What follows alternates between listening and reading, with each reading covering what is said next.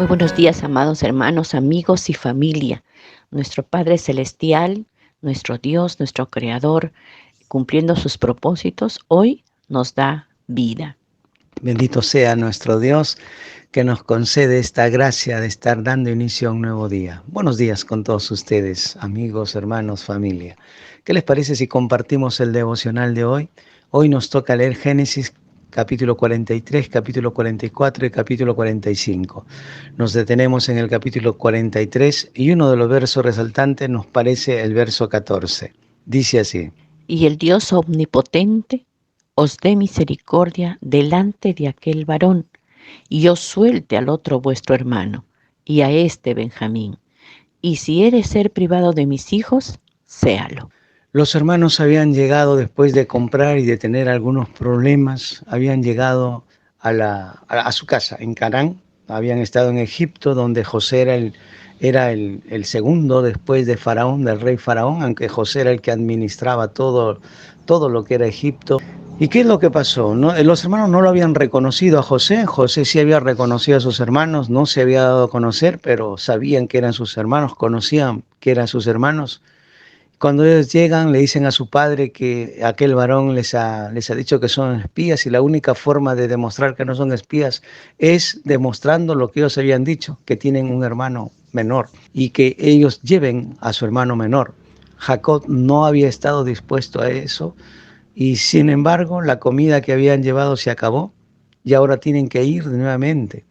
Entonces Jacob envía nuevamente a sus hijos, y estas son las palabras en la cual le envía a sus hijos hacia Egipto para traer más víveres, para que puedan sobrevivir. Acá se trata de sobrevivir.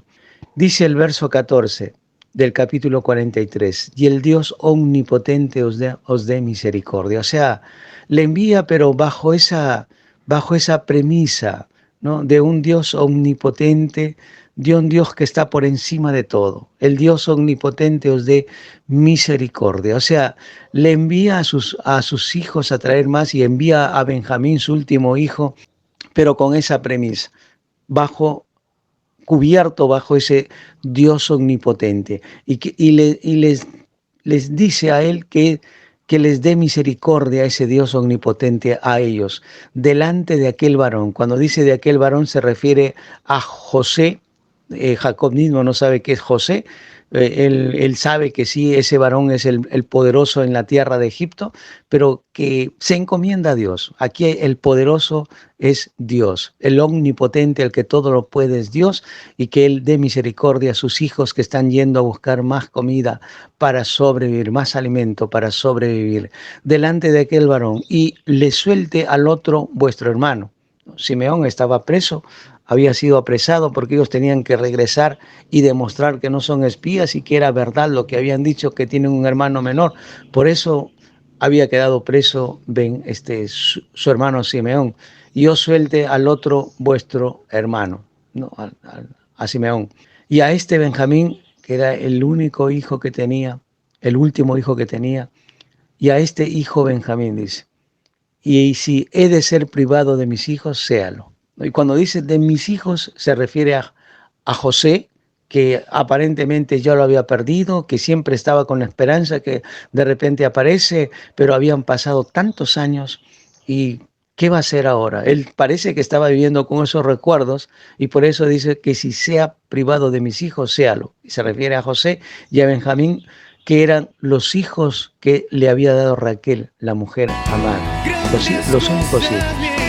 Esto nos hace ver de que mientras José fue vendido, que probablemente fue a la edad de 17 años, es muy probable que Benjamín era un bebé, y por eso como que no había tratado mucho José con Benjamín, y como que no sabía tampoco qué había sido de él. ¿Qué es lo que está con estas palabras? ¿Qué está queriendo decir Jacob? Y si he de ser privado de mis hijos, séalo. Está abriendo su corazón, está diciendo que en primer lugar en su corazón es Dios y no sus hijos. Dios está en primer lugar. Al decir si he de ser privado de mis hijos, séalo, Dios está en primer lugar. Y al decir el Dios omnipotente os dé misericordia, está diciendo que Él, por encima de todo hombre poderoso, está Dios. Él es el Todopoderoso, Él es el Omnipotente, el que todo lo puede. Y se está encomendando a Dios y está diciendo, Dios es mi Dios y en mi corazón lo tengo a Dios en primer lugar, no a mis hijos. Qué interesante esta expresión, y si de ser privado, cuando anteriormente parecía que estaba todavía luchando por lo que es su hijo José, que se murió, desapareció, lo voy a encontrar, no lo voy a encontrar, pero ahora está libre de eso, está libre de esa lucha y dice, si he de ser privado de mis hijos, de José y de Benjamín, que lo sea. Se abre su corazón, ¿no? Y se encomienda a Dios. Ya no está atado por algo, está libre su corazón porque se ha encomendado a Dios, porque cree que Dios es el poderoso de la tierra y de todo, y porque además él confía en Dios. Y si Dios da y si Dios quita, bendito sea su nombre. Tal reconocimiento que hace este varón mayorcito y con tanta experiencia en su vida con respecto a Dios, reconoce. Por eso dice, y el Dios omnipotente, aquel que todo lo puede, aquel que nada es imposible para él, dice, os dé misericordia delante de aquel varón. Es decir, él no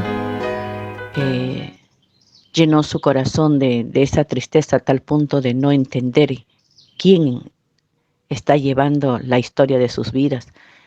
Él dice, y el Dios omnipotente, os dé misericordia. Confió. Él vino como pudiéramos decir, vino a los brazos del Dios omnipotente, aún sabiendo que podría de repente perder su otro hijo. Y ahí se aferró, ahí se agarró.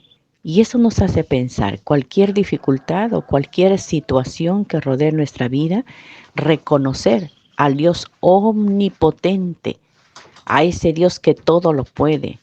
Él es que va a derramar su misericordia frente a la situación que uno puede estar viviendo. Esta situación que tenía este padre no era nada bueno, ¿no? Todavía, sí, no era fácil para él. Recién de repente estaría teniendo ese espacio de tranquilidad en cuanto a su hijo José de hace cuántos años. Y ahora con su último hijo, con Benjamín, otra vez volver a lo mismo, a un corazón totalmente adolorido, quebrantado. Pero miren, él dijo, y el Dios omnipotente os dé misericordia. Reconoce que por encima de su sentir, por encima de sus deseos, de sus sueños, de sus anhelos, está el Dios omnipotente, aquel que todo lo puede. Y encomendó de alguna manera su causa a Dios, porque dice, ¿no? Si he de ser privado de mis hijos, séalo, ¿no? ¿Qué voy a hacer si Dios así lo determina? Entendiendo y aceptando lo que Dios tiene para él. Qué interesante y qué desafiante a la vez. Entonces, cualquier situación, cualquier cosa que esté alrededor de nuestra vida, haciéndonos tener tal tristeza o pena, traigámoslos al Dios omnipotente. Traigámoslos a ese Dios que todo lo puede, que todo lo sabe. Y tomemos misericordia de Él para nuestra situación.